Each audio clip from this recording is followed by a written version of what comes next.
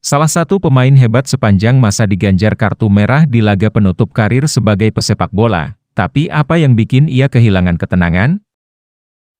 Halo Football Mania, jangan lupa like, subscribe dan bunyikan lonceng notifikasinya ya, agar kalian tidak ketinggalan tentang update berita sepak bola setiap harinya.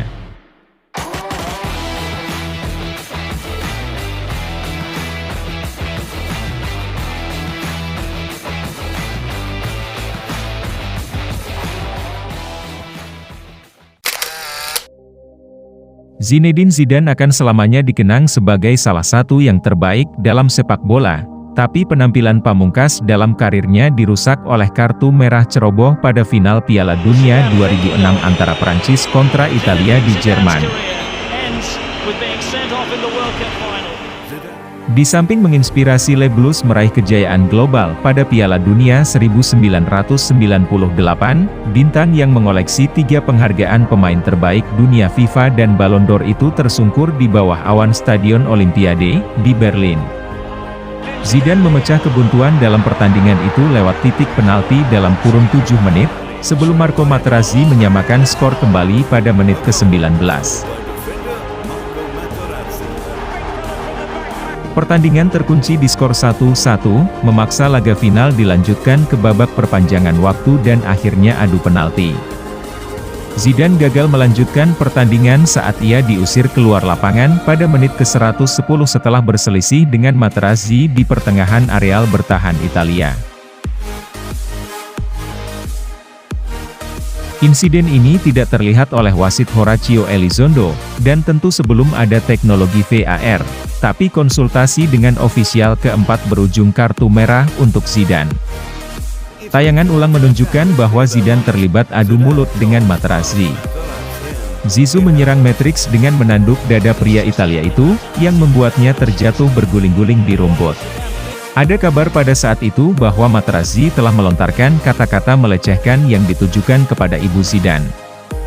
Tapi dia selalu membantah tuduhan itu dan memenangkan kasus pencemaran nama baik terhadap media Inggris pada 2009 dalam upaya untuk membersihkan namanya.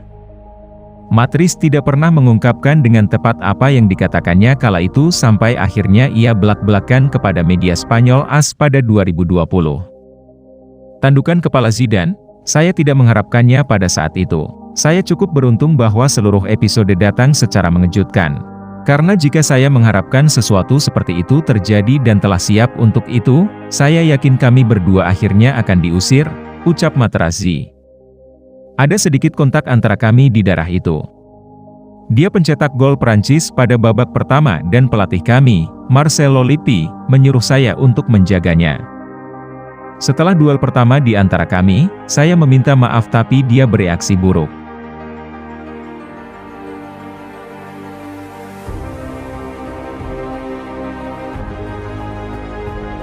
Setelah bentrokan ketiga, saya mengernyitkan dahi dan dia membalas, 'Saya akan memberikan jersey saya nanti.' Saya menjawab bahwa saya lebih suka mendapatkan saudara perempuannya daripada jersinya. Saya berbicara tentang saudara perempuannya bukan ibunya, seperti yang saya baca di beberapa media. Ibu saya meninggal saat saya masih remaja, dan saya tidak akan pernah menghinanya," pungkasnya. Prancis kalah dengan skor 5-3 melalui adu penalti pada laga tersebut. David Trezeguet mengacaukan barisan Les Bleus, dan Zidane dengan cepat meminta maaf atas emosinya yang harus dibayar mahal ketika rekan-rekan setimnya yang kecewa kembali ke ruang ganti dengan medali perak di tangan. Mantan bek Manchester United dan Arsenal, Mikel Silvestre, yang menjadi bagian dari skuad Prancis pada turnamen tersebut, mengatakan kepada Talksport, "Dia sudah berada di ruang ganti sebelum kami datang dan dia meminta maaf." Zidane tetap bungkam tentang insiden itu selama bertahun-tahun. Ia lebih memilih untuk fokus pada masa kini dan masa depan. Ia mengatakan kepada Televote pada 2022 ketika ditanya apakah dia menyimpan penyesalan, "Saya sama sekali tidak bangga dengan apa yang saya lakukan, tapi itu bagian dari masa lalu saya," ucap Zizou sapaan Zidane. Apapun yang terjadi di masa lalu, Zidane adalah seorang maestro sepak bola yang pernah dimiliki Prancis dan dunia sepak bola pada masanya.